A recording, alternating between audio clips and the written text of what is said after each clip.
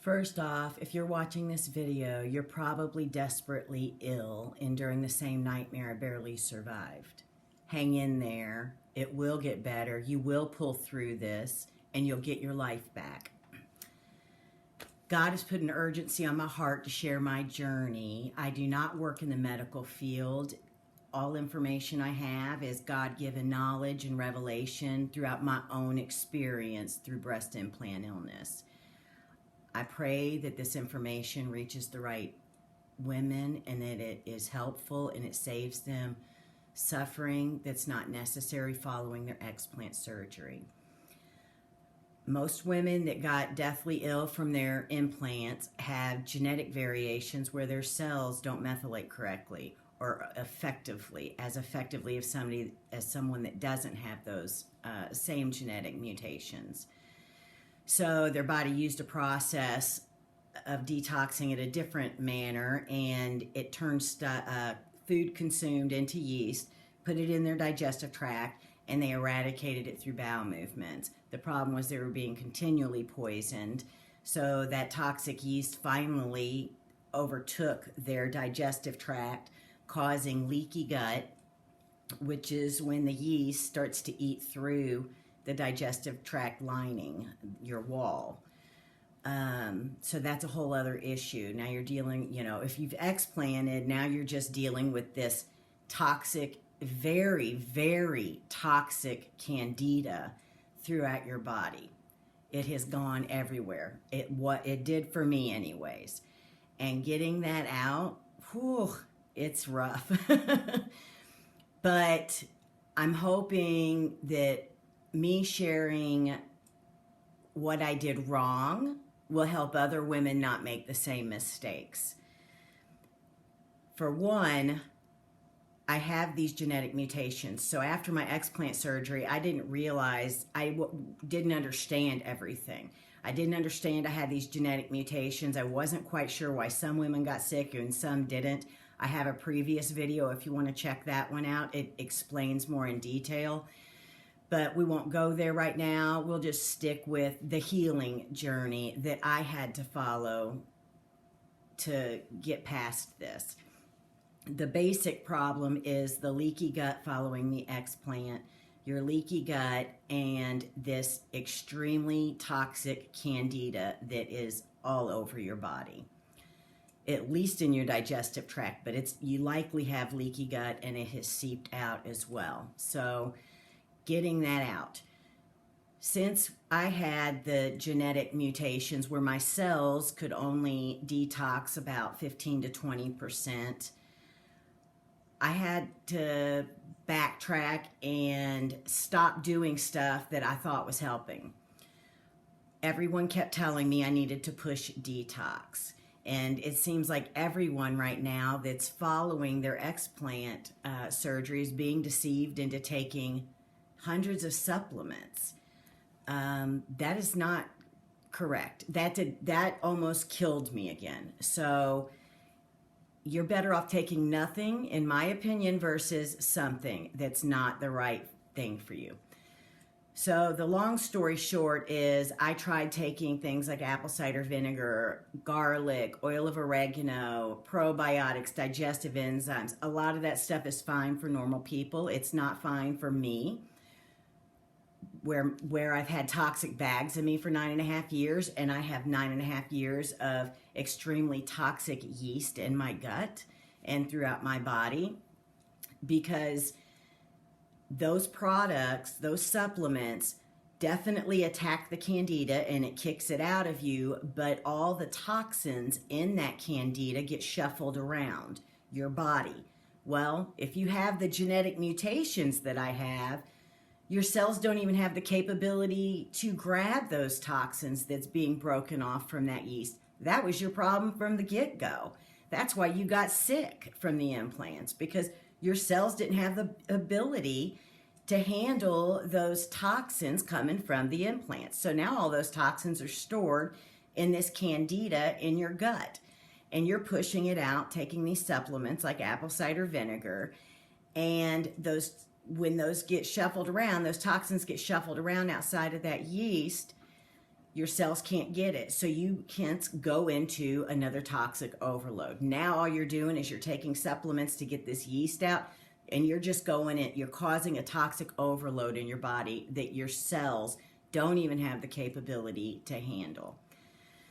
So I guess it was about a year after my explant where I continued to try all of these different protocols to get this candida out, and I certainly got some of the candida out, but I began getting extremely ill on these protocols, and God revealed to me that I had MTHFR and genetic mutations, and he led me to request to have my genetics tested.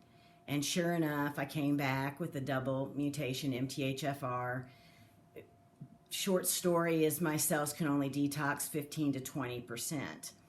So he revealed to me that the whole process of being overloaded with this highly toxic yeast in me and the supplements pushing it out too quick, and my cells couldn't keep up, causing me to go back into a toxic overload situation. I would swell up, my brain would get dysfunctioned again. All the telltale signs that I had already experienced when I actually did go into toxic shock before my explant surgery. And I used ozone autohemotherapy is what pulled me out. So when God revealed that to me, it was such a blessing. Light bulbs going off like crazy, because when you experience it and you live it, you know it. As soon as it's revealed to you, like if this is you, when I'm saying this, it's probably hitting you like a ton of bricks. You're like, oh, that's me. Oh, that's me. That's exactly what's going on. So this is what I did. First of all, I drank organic bone broth 3 times a day. That will start to heal your intestinal wall lining, so that you're trying to heal your intestines so that at least everything is starting to stay in there and it's not seeping out of your intestines. So you've got leaky gut, or I had leaky gut, so you're trying to heal that leaky gut with either collagen. I personally used organic bone broth, and I drank it 3 to 5 times a day. I was serious about getting well. So I did that, and I had to stop all supplements. Quite honestly, just stopping all of the supplements that I was taking, huge game changer. I was taking B complex, I was taking probiotics, digestive enzymes, garlic. I can't even remember everything I was taking, but I was taking everything that was wrong for my genetics. And I have to take hydroxy B12 and folinic acid. Your genetics plays a huge role in this. The best way for healing would be to have your genetics tested from 23andMe or Ancestry DNA, or hire a geneticist to do this all for you and guide you with which supplements you need. But right now we're dealing with the leaky gut and the candida issue. So I drank the bone broth 3 times to 5 times a day, and I stopped all supplements. I immediately began to feel better, and I added in binders. Boy, that'll save your life. Binders, zeolite and takasumi and activated charcoal, those 3 were the best. Those seemed to be the most effective for me.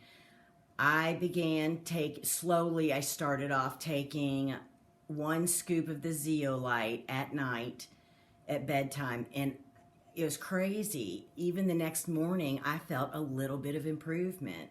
My brain fog had lifted just enough to where I noticed something was changing, something was improving. So I stopped all supplements, and that's critical. I can't tell you how many desperate women reach out to me, and they're taking all of these supplements. They're taking probiotics, digestive enzymes. They're taking all the wrong B vitamins. These things will wreak complete havoc on your body. Complete havoc. They'll make you feel miserable because you're going into toxic overload. You're best to stop taking everything. As soon as you stop rely on God. God made these machines. They will heal themselves. He made them that way. We don't need a bazillion supplements. The world is deceiving people into thinking we need all of these supplements. You don't. You're better off to, after explant, you're better off to allow your body to heal naturally and to feed it what it needs, the fuel it needs to do its job. So you already know your cells don't methylate correctly or efficiently anyways. You know you have this candida in you. You know you have leaky gut, so you do your bone broth and stick to a very strict diet of gluten-free, organic, non-GMO, and low sugar or no sugar. No sugar is the best. Basically, the premise behind the diet is this yeast needs to be fed to thrive. So you're going to starve it. That's our goal. That's what I did. I starved that yeast. The first, 5 days of the strict diet, no sugar, no gluten, no GMO, it was rough. But after the 5th day, it was like I had no issue whatsoever sticking to the diet. Your brain, when you have candida, it triggers your brain to make you want to feed it sugar and carbs and such so that it can live and thrive in you.